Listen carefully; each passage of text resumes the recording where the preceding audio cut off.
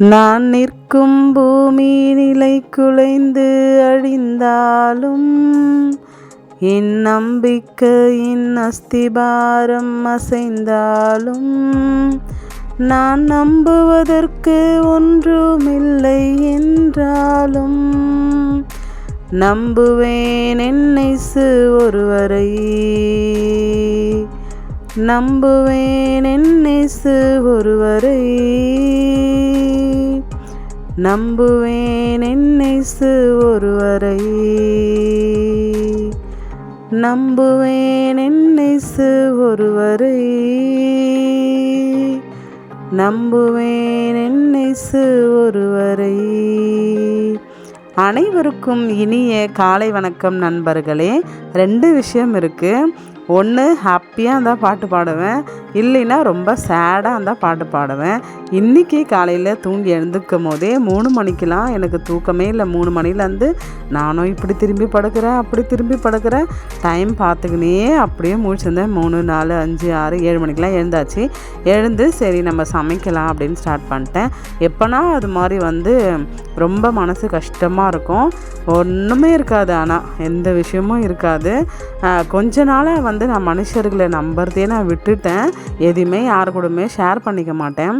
இப்போது அம்மா வீட்டுக்கெலாம் போவோம். சரி எல்லாம் கொஞ்சம் நல்லா க்ளோஸாக பேசுகிறாங்களே, எல்லாம் பக்கத்துலேயே ஆளுங்க இருக்காங்கல்ல, அதனால் யார் நம்ம ரத்த சம்பந்தமான உறவாக இருந்தாலும் சரி, ஃப்ரெண்ட்ஸாக இருந்தாலும் சரி, நமக்கு என்ன நடக்கு, நமக்கு என்ன பிரச்சனை போயின்ட்டுருக்கு, அது எல்லாத்தையும் நம்ம ஷேர் பண்ணால் அதை ஒரு வசனம் இருக்கும், 30 60 100 பலன் கொடுக்கணும் அப்படின்னு.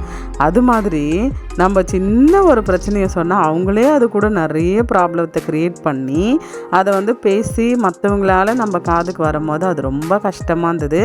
அப்போ தான் யோசித்தேன், பைத்தியக்காரி, நம்ம நம்ப வேண்டியது ஒருவரை மட்டும்தான்.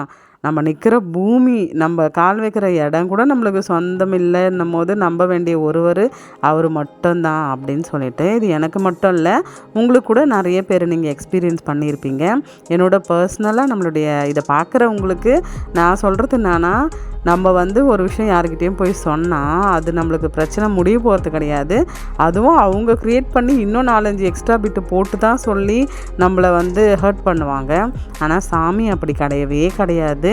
என்னையும் உட்பட தான், என்கிட்ட யாருன்னா சொன்னாலும் நானும் அப்படி தான் பண்ணுவேன். அதனால் நான் மற்றவங்கள குறை சொல்லலை.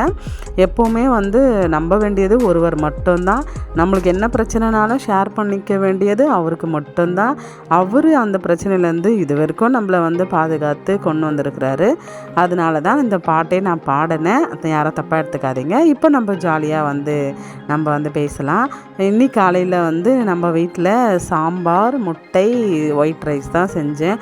காலையில் லேட்டாக எழுந்தனால இன்னும் ஒரு 4-5 நாள் தானே, அதுக்கப்புறம் 7:30 மணிக்கெலாம் எல்லாருமே வீட்டிலேருந்து கிளம்பிடுவாங்க, ஸ்கூலுக்கு போயிடுவாங்க. அவங்க 3 பேருமே ஸ்கூல் போயிடுவாங்க. சரின்னு சொல்லிவிட்டு லேட்டாக எழுந்து காலையில் டீ போட்டு ரஸ்க்கு தொட்டு 3 பேருமே சாப்பிட்டாங்க. அதுக்கப்புறம் சரி டிஃபன் எதுவுமே செய்யவே இல்லை. 11 o'clock ஆச்சு. எல்லாரும் ஒரே திட்டு, என்ன நீனா எனக்கு சாப்பிட எதுவுமே கொடுக்கவே இல்லை, டிஃபனே செய்யவே இல்லையே அப்படின்ட்டு. நான் பிளான் பண்ணது புட்டு வாழைப்பழம் தான். சரி புட்டு யாருமே கேட்கவே இல்லை, டீ குடிக்கவோ அவங்களுக்கு பசிக்கல போல் அப்படின்ட்டு நான் விட்டுட்டேன். அதுக்கப்புறம் சரி நான் கிச்சனுக்கு போனால் ஒரு மிஞ்சி போனால் ஒரு 20 இல்லை 25 minutes தான். சீக்கிரமாக சமையல் பண்ணிவிடுவேன். ஏன்னா காலையிலேயே அரிசி ஊற வச்சுருவேன் சாப்பாட்டுக்கு. அதுக்கப்புறம் எல்லாமே சீக்கிரமாக கொஞ்சம் ரொம்ப குயிக்காக ஃபாஸ்ட்டாக நான் செஞ்சுருவேன். ஆனால் குயிக்காக செஞ்சாலுமே டேஸ்ட்டெல்லாம் அதில் எந்த காம்ப்ளிமெண்ட்டும் கிடையாது, சூப்பராக இருக்கும். அப்புறம் இதுதான் நம்ம கிச்சன்.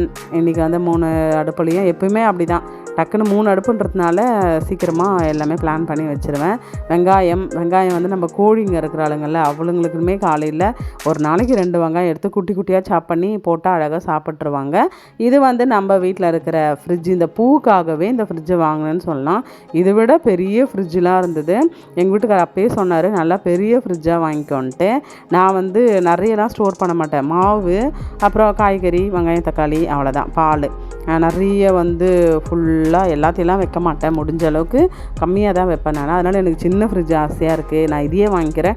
இதுவுமே டபுள் டோர் தான், வாங்கி ஒரு 6 மாதம் ஆகுது. இது வந்து எங்கள் அண்ணன் பொண்ணு பெனிட்டா அவளோட பர்த்டேக்காக ரிட்டன் கிஃப்ட்டு சர்ச்சில் எல்லாருக்கும் கொடுத்தாங்க. அவளை டெய்லியும் ஃப்ரிட்ஜ் திறக்கும் போதெல்லாம் பால் எடுக்கும் போதெல்லாம் காலையில் இந்த மேடம் இப்போ பார்க்குறது.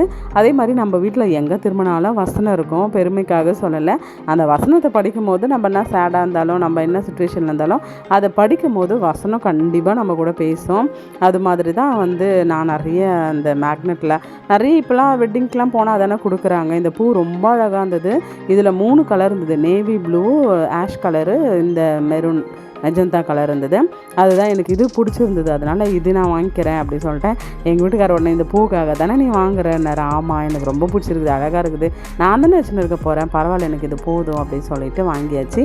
இதுதான் வந்து நம்ம அரிசி ஸ்டோர் பண்ணி வைக்கிற பாத்திரம். ரொம்ப அடியில் போயிடுச்சு, ஏன்னா 2 மாதம் ஆகுது. நம்ம வந்து 10 கிலோ தான் வாங்குவோம், 10 கிலோ வாங்கினாலே 1 மாதம் 1.5 மாதம் வந்துடும். இதான் ஆழாக்கு, எங்கள் அத்தை அவங்க கல்யாணம் ஆனதுலேருந்து இந்த ஆழாக்க வச்சுக்கிறாங்க. இதில் 1 போட்டால் போதும், 1 போட்டாலே வந்து நம்ம வீட்டு கரெக்டாக இருக்கும். அப்படி மிஞ்சி போனால் நான் எக்ஸ்ட்ரா ஒரு கை 2 கை நானாக எடுத்து போட்டுருவேன். திடீர்னு சாப்பாடு பத்தலைன்னா அப்போல்லாம் வடிக்க முடியாது அப்படின்ட்டு. அதில் வந்து பின்னாடி நம்ம வீட்டு மரத்துலேருந்து பக்கத்து காம்பவுண்ட்லேருந்து மாம்பழம் எடுத்து கொடுத்தாங்க, காயாக இருந்தது அத்தை. அதனால் அது அரிசியில் போட்டு படுக்க வச்சுக்கிறாங்க பசங்க. ஓப்பன் பண்ணும் போது தான் எனக்கே ஷாக்கு, யாரா இதில் மாம்பழம் வச்சது அப்படின்னு பார்க்குறேன். இதுதான் நம்ம வீட்டு அக்வா கார்ட். நான் ஃபஸ்ட்டு கேன் தண்ணி தான் வாங்கிட்டு இருந்தோம், அதுக்கப்புறம் அக்வா கார்ட் போட்டோம். அது அடிக்கடி ரிப்பேர் ஆகினுச்சு, அதனால் தம்பி வந்து இதை போட்டுக்கோங்கக்கா, இது நல்லாயிருக்கும் அப்படின்னு சொன்னார். இது வந்து நம்ம வீட்டில் ஒரு 10 வருஷமாக இருக்குது. இது வந்து ஒரு 25 ருபீஸோ 30 ருபீஸ் தான் வாங்கினேன், ஆனால் ஒர்த்து தான். சூப்பராக இத்தனை வருஷமாக அந்த இடத்துல ஒட்டிட்டேன். பிளஸ்ஸி குழந்தையாக இருக்கும்போது, பிளஸ்ஸிக்கே வந்து இப்போ ஒரு 10 வயசாக போகுது, செப்டம்பர் வந்தால். இதை வந்து நான் மேலே ஸ்டிப்பாக ஒட்டிட்டேன். ஒட்டினதுலேருந்து அதை பார்க்கும் போதே அவ்வளோ ஒரு ஹாப்பியாக இருக்கும். நிறைய ஃப்ரூட்ஸ் இருக்கும், அழுக்காகவே இல்லை, ஏன்னா கொஞ்சம் மேலே இருக்குல்ல, அதனால் வந்து இது நம்ம அடுப்புக்கு மேலே ஒட்டியிருப்பேன். இது மாதிரி நிறைய வாங்கி ஃபுல்லாக ஒட்டினோன்னா எங்கள் வீட்டுக்கார் திட்டுவார், பெயிண்ட் அடிக்கும் போதெல்லாம் இதை எடுத்துட்டு அடிக்கணும், வேஸ்ட்டாகிடும் அப்படின்னு திட்டுவார். அதனால் அப்படியே விட்டுட்டேன். இது வந்து நானாக நம்ம சேனல் ஆரம்பித்த புதுசில் நம்மளை விட ஒருத்தவங்க வந்து நம்ம வாழ்க்கையில் நல்லா இருக்கணும். இப்போ பாப்பு பரவாயில்லப்பா, ஏதோ சேனல் ஆரம்பிச்சது, ஏதோ பண்ணின்னு இருக்குது, அதால் முடிஞ்சது பண்ணுது, நம்மளால் சப்போர்ட் பண்ண முடியல, ஆனால் நல்லா இருக்கணும்னு நினைக்கிற மனசு யாருக்குமே இருக்காது. எனக்கு எப்படி அது தெரியும் அப்படின்னா, இப்போ வந்து யூடியூப் சேனலில் இது நானே வந்து போயிட்டு கடையில் ஒரு தம்பிக்கிட்ட இப்படி தான்ப்பா இருக்கணும், பாப்பா and family, like share comment share அதெல்லாம் பண்ணி கொடு அப்படின்னு சொல்லிவிட்டு அவங்ககிட்ட நான் வந்து உட்காந்து இந்த மாடல் எல்லாத்தையும் சொல்லி நானே வீட்டுக்கு எடுத்துன்னு வந்து நம்மளை மோட்டிவேட் பண்ணிக்கணும், நம்மளுக்கு ஒரு சுறுசுறுப்பாக அதை பார்க்கும் போது நல்லா இருக்கணும் அப்படின்னு சொல்லிட்டு நம்ம கிச்சனில் வந்து அது ஒட்டினது தான். நம்ம சேனலை நீங்கள் ஸ்டார்டிங்லலாம் பார்த்துருந்தீங்கன்னா, நான் தொடங்கினதே தினமும் ஒருவருக்கு நம்ம வீட்டு சாப்பாடு தான். 100 பேருக்கு நம்ம சாப்பாடு கொடுத்தாச்சு. காலையில் இவங்க எல்லோரும் ஸ்கூலுக்கு போனதும் அவங்களுக்குன்னு ஒரு டிஃபன் பாக்ஸ் இருக்கும், அதில் சில்வர் தான் வீட்டிலேருந்து தட்டு டம்ளர். அது வந்து எனக்கு ரொம்ப ஹாப்பியாக இருந்தது. அதை கண்டினியூ பண்ணணும். ஜூன்லேருந்து தான் இவங்களாம் ஸ்கூலுக்கு போனதும் இன்னும் அடுத்த 100க்கு நம்ம வந்து டார்கெட் பண்ணணும். கொடுத்துட்டு வரும்போது அவ்வளோ ஹாப்பியாக இருக்கும். ஏதோ பூமியில் பிறந்ததுக்கு ஒரு 100 பேருக்கு நல்ல சாப்பாடு கொடுத்துருக்குறோம், நல்ல சாப்பாடுனா வீட்டு சாப்பாடு கொடுத்துருக்குறோன்ற ஒரு மகிழ்ச்சி இருந்தது. அவங்க சாப்பிடும் போது அவ்வளோ ஹாப்பியாக இருக்கும். அது நல்லா தான் போயின்னு இருந்தது. ஒரு 2-3 பேர் வந்து ரொம்ப அதிபுத்திசாலி சொல்லுவாங்கள்ல, அவங்களாம் வந்து ஒரு 2-3 பேர் கமெண்ட் பண்ணாங்க, நீங்கள் சாப்பாடு செஞ்சு பெருமைக்காக எடுத்துன்னு போய் கொடுக்குறீங்க, அது வந்து பைபிளில் என்ன சொல்லியிருக்கிறாங்கன்னா, வலது கை கொடுக்குறது வந்து இடது கைக்கு தெரியக்கூடாது, அதான் ஒரு கை கொடுக்குறத இன்னொரு கைக்கு, எனக்கே கன்ஃபியூஷன் ஆகிட்டேன். அது மாதிரி வந்து மற்றவங்க பார்க்குறதுக்கு நீங்கள் செய்யக்கூடாது அப்படிலாம் சொல்லி என்னை வந்து ரொம்ப டிஸ்கரேஜ் பண்ணிட்டாங்க, அப்படி தான் சொல்லணும். எனக்கும் கஷ்டமாயிடுச்சு. அப்புறம் இது வரைக்குமே வந்து யூடியூப்பில் நம்மளுக்கு காசுலாம் நான் இது வரைக்கும் நான் 1 ரூபா கூட எடுக்கலை, ஆனால் இருக்குது எல்லாமே வந்து வியூஸு கமெண்ட்டு ஷேரு என்றைக்காக இருந்தாலும் அது காசு இருக்குது, அது கன்ஃபார்ம். ஏன்னா வந்து நம்ம வாட்ச் ஹவர்ஸ் கம்ப்ளீட் பண்ணல இன்னும். அதை கம்ப்ளீட் பண்ணதும் போயிட்டு அதுக்கான வேலைகள், நம்ம பாஸ்வேர்டு, நம்மளுடைய பேங்க் புக் அதெல்லாம் கேட்பாங்க அவங்களே. அதை கொடுக்கும் போது தான் நம்ம காசு எடுக்க முடியும். இது வரைக்கும் எப்படி சொல்கிறது, ரொம்ப ஹானஸ்ட்டாக சொல்லணுன்னா நான் ₹1 கூட இதுலேருந்து எடுக்கலை. இருக்குது, அது உண்மை, ஆனால் எடுக்கலை. சரிங்களா? அது மாதிரி இருக்கும்போது நீ நல்லா உனக்கு காசு வருது, நீ ஒருத்தவங்க நேரடியாகவே என்கிட்ட சண்டை போட்டாங்க. உனக்குன்னா வீட்டில் இருக்கிற சாப்பாடு எடுத்துன்னு போயிட்டு சும்மா வீடியோ எடுத்துக்கின்னு உனக்கு காசு வருது, நீ சம்பாதிக்கிறதுக்கு அவங்கெல்லாம் காட்டுற, அப்படி இப்படி சொன்னாங்க. அது எனக்கு ரொம்ப கஷ்டமாக இருந்தது. அதனால் கடவுளே, என்கிட்ட இருக்கிற ஒரு பெஸ்ட்டு குவாலிட்டின்னு பார்த்தீங்கன்னா, நான் 0 பேலன்ஸில் இருக்கும் போதே என்கிட்ட யாருன்னா ஹெல்ப் கேட்டால் அவங்களுக்கு பண்ணணும் அப்படின்னு வாயில் மட்டும் சொல்ல மாட்டேன். அதை ட்ரை பண்ணி கண்டிப்பாக அவங்களுக்கு நான் செஞ்சு கொடுப்பேன் அந்த வேலையை. அவங்க அது காசு யார்கிட்டனா வாங்கி கொடு அப்படின்னாலும் பரவாயில்ல, அவங்க எந்தனா ஹெல்ப் என்னால் முடிஞ்ச ஹெல்ப் கேட்டால் கண்டிப்பாக நான் பண்ணுவேன். அந்த விஷயம் எனக்கு ரொம்ப பிடிக்கும் என்கிட்டயே. அதுக்கப்புறம் பார்த்திங்கன்னா சமையல் வேலையெல்லாம் ஓரளவுக்கு முடிஞ்சிருச்சு. நான் என்ன சொல்ல வரேன்னா, நம்மளை விட நம்ம நல்லா இருக்கணும்னு நினைக்கிற ஒரு ஜீவன்னா அது சாமி மட்டும்தான். அதனால் நான் என்ன பண்ணேன், நம்ம சேனல் பேர் போட்டு என் பேர் போட்டு நானே அடிச்சுன்னு நான் கிச்சனில் ஒட்டிட்டேன். அதை பார்க்கும்போது ரொம்ப ஹாப்பியாக இருக்கும். ஏன்னா நம்ம பண்ணுற, நம்மளுக்கு என்ன நடக்குது, நம்மளுக்கு இருக்கிற ஸ்ட்ரகிள்ஸ் எவ்வளோ, ஒரு வீடியோ எடுத்து எடிட் பண்ணி அதை அப்லோட் பண்ணுறது ரொம்ப கஷ்டமான ஒரு விஷயம். அது தெரியாதையே பார்க்குறவங்க ஈஸியாக சொல்லிட்டு போயிடுவாங்க. ஆனால் நான் பெருசாக நான் அதை மைண்ட் பண்ண மாட்டேன். நிறைய பேர் சொல்லி காட்ட ஆரம்பிச்சிட்டாங்க. நான் வீடியோ எடுத்துட்டியா, சாப்பாடு கொடுத்துட்டியா, வீடியோ எடுத்துட்டியா அப்படின்ட்டு. அது எனக்கு ஒரு மாதிரி ரொம்ப கிண்டல் பண்ணுற மாதிரிலாம் இருந்துச்சு. எனக்கு கொஞ்சம் கஷ்டமாகவும் இருந்துச்சு. அதனால் சரி வேணாம், இதை கொஞ்ச நாள் ஸ்டாப் பண்ணி வைப்போம் அப்படின்னு சொல்லிவிட்டு நான் அதுக்கப்புறம் கோடிங்லாம் வாங்கியிருந்தோம்ல டயானா, அவங்கெல்லாம் வச்சு வீடியோ போட ஆரம்பித்தேன். என்ன பண்ணாலும் வாழ்க்கையில் முட்டி மோதி மேலே வரணும் அப்படின்னு ஒரு எண்ணம் இருந்தால் மட்டும் போதும். அதுக்கான வேலைகளை நம்ம செஞ்சுக்கினே இருந்தால், சாமியும் நம்ம கூட இருந்தால் கண்டிப்பாக ஒரு நாள் வெற்றி பெறுவோம். இன்றைக்கி காலையில் என்ன ஆச்சு, ஒருத்தர் ஃபோன் பண்ணி லீவ் விட்டாங்களேக்கா, நீங்கள் எங்கேயுமே போகலையா அப்படின்னு கேட்டார்.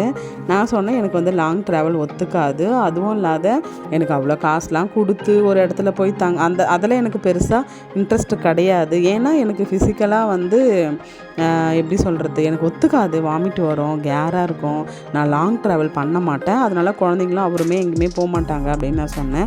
அப்போ அவர் சொன்ன ஒரு விஷயம் என்னன்னா, நீங்கள் சேனலில் நல்லா உங்கள் சேனல் ரீச் ஆகிடுச்சுன்னா, நீங்கள் ரொம்ப ஃபேமஸ் ஆகிட்டிங்கன்னா அவங்களே உங்களுக்கு ரூம்லாம் போட்டு கொடுப்பாங்களே, கொடைக்கானல் கூப்பிடுவாங்க, லண்டன் கூப்பிடுவாங்க அப்படிலாம் சொன்னார். எனக்கு ஒரே ஹாப்பியாகிடுச்சு. ஆனால் அந்த மனுஷன் நான் சேனல் ஸ்டார்ட் பண்ணதுலேருந்து ரொம்ப என்கரேஜ் பண்ணுவார். அவர் ஒருத்தர் கூட சொல்லலாம், அக்கா என்னக்கா வீடியோ போடலையா, வேறு லெவல்க்கா, நீ ஏதோ ஒன்று ட்ரை பண்ணுறல்ல, அது போதும்க்கா அப்படிலாம் ரொம்ப என்கரேஜ் பண்ணுவார். அப்போது யோசித்தேன், பரவாயில்ல, அவர் சொன்னார். ஆமாம், அது மாதிரிலாம் கூப்பிட்டாவே நான் போக மாட்டேங்க ஐயா, எங்கள் வீட்டுக்காரர் பசங்களாம் அனுப்பிச்சிடுவேன், நான் போக மாட்டேன் அப்படின்லாம் சொல்லி அவர்கிட்ட பேசியிருந்தேன். அதுக்கப்புறம் ஏதோ இன்னொரு விஷயம் என்னன்னா, இப்போ யூடியூப் சேனலில் நம்மளுடைய சப்ஸ்கிரைபர்ஸ் யாரெல்லாம் இருக்கிறாங்க, இப்போ நம்ம சேனலில் ஒரு 1500 பேர் பாப்பு ஃபேமிலி சேனலில் அவங்க சப்ஸ்கிரைப் பண்ணியிருக்கிறாங்க. சப்ஸ்கிரைப் பண்ணி பெல் ஐக்கானை கிளிக் பண்ணி நம்ம போடுற வீடியோ எல்லாமே அவங்களுக்கு நோட்டிஃபிகேஷனாக போயின்னு இருக்குது. அந்த 1500 பேர் நான் நினச்சின்னுக்கிறேன், நிறைய பேர் சொல்லுவாங்க, எங்கன்னா ஃபங்க்ஷன் போனால், அக்கா உங்கள் வீடியோலாம் நான் பார்க்குறேன்க்கா, பாப்பாக்கா உங்கள் வீடியோ பார்த்தேன், எல்லாருமே சொல்லுவாங்க, லைக் கொடுத்தேன், கமெண்ட் பண்ணேன் அப்படிலாம் சொல்லுவாங்க. நானும் இவங்களாம் சப்ஸ்கிரைப் பண்ணியாமல் பண்ணியிருப்பாங்க. இப்போ புதுசாக ஒரு 1 மந்த்தாக நம்மளுடைய சப்ஸ்கிரைபர்ஸ் யாருன்ட்டு நம்மளுக்கு இப்போ என்னோடய ஃபோனில் காட்டும். எடுத்து பார்த்தா சொன்னாங்கல்ல, நான் உன்னை லைக் பண்ணிக்கிறேன், உன் வீடியோ டெய்லியும் பார்க்குறேன், அந்த சொன்னவங்க ஒருத்தர் கூட சப்ஸ்கிரைப் பண்ணவே இல்லை.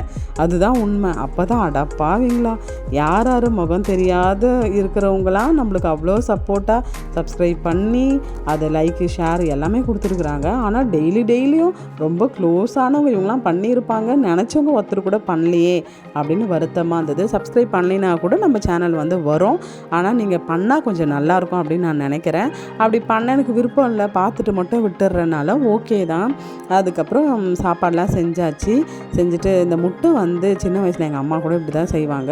அந்த எண்ணெயிலே சாப்பாடு போட்டு பிசைஞ்சிட்டு சாப்பிட்ருவோம். அப்புறம் மீன் வறுத்தாங்கன்னா அந்த எண்ணெயில் போட்டு கொஞ்சம் உப்பு போட்டு நானே எங்கள் அண்ணன் எங்கள் தம்பி எல்லாமே சாப்பிடுவேன். எங்கள் தம்பியெல்லாம் சாப்பிட மாட்டான், நானே எங்கள் அண்ணனை தான் சாப்பிடுவோம். ஒரு 2 வாரம் அம்மா வீட்டில் இருந்தது. ரொம்ப ஹாப்பியாக இருந்துச்சு. நான் பார்த்திங்கன்னா சமைக்கிற வேலை கிடையாது, வீடு பெருக்கிற வேலை கிடையாது, இங்கேயுமே நம்மளுக்கு பெருசாக வேலை எதுவும் இருக்காது. சமைக்கிற வேலை மட்டும்தான் நம்ம வீட்டில். இது வரைக்கும் அப்படி தான் இருக்கிறேன்.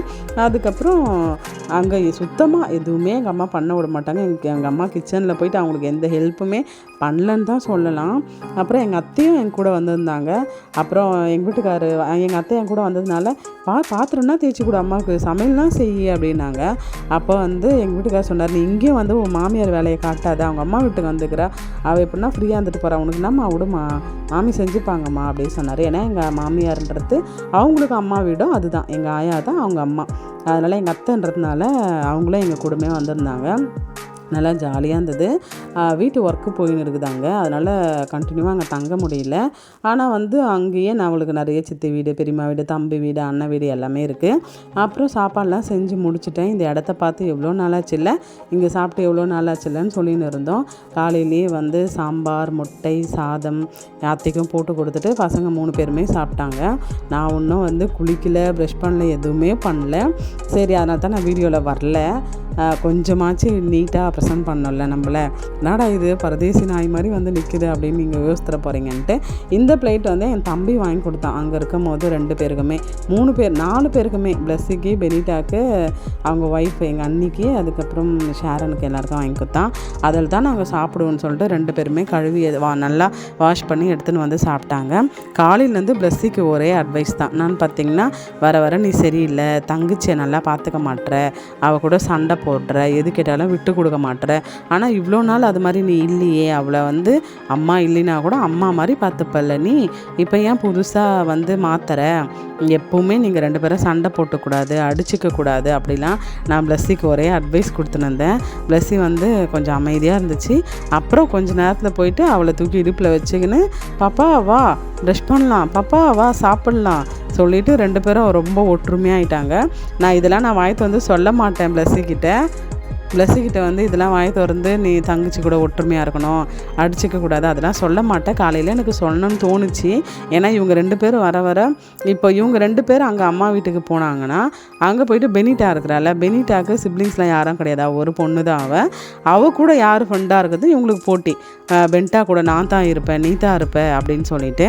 அதுக்கப்புறம் அது மாதிரி நிறைய சேஞ்சஸ்லாம் பார்த்தேன். அப்போ பிளஸ்ஸிக்கிட்ட நான் சொன்னேன், நான்லாம் வந்து பிரவீன் மாமா கூட அபி மாமா கூட நாங்களாம் சண்டை போட்டுக்கின்னு அடிச்சுக்கின்னு அது மாதிரி சீனே கிடையாது, நீ தான் புதுசாக பண்ணுறீங்க, அடிச்சுக்கிறீங்க, கோச்சிக்கிறீங்க, அழுவுறீங்க, அப்போல்லாம் பண்ணக்கூடாது. சாமி வந்து நீ தனியாக இருந்தப்போ உனக்குன்னு கொடுத்தது தான் தங்கச்சி, அதனால் நீ அவளை வந்து நல்லா பார்த்துக்கணும் அப்படிலாம் ஒரே அட்வைஸில் இறங்கிட்டேன். காலையில் பிளஸ்ஸி இல்லை அமைதியாக இருந்துட்டு அதுக்கப்புறம் போய் பார்த்தா உடனே சேஞ்சஸ் தான்.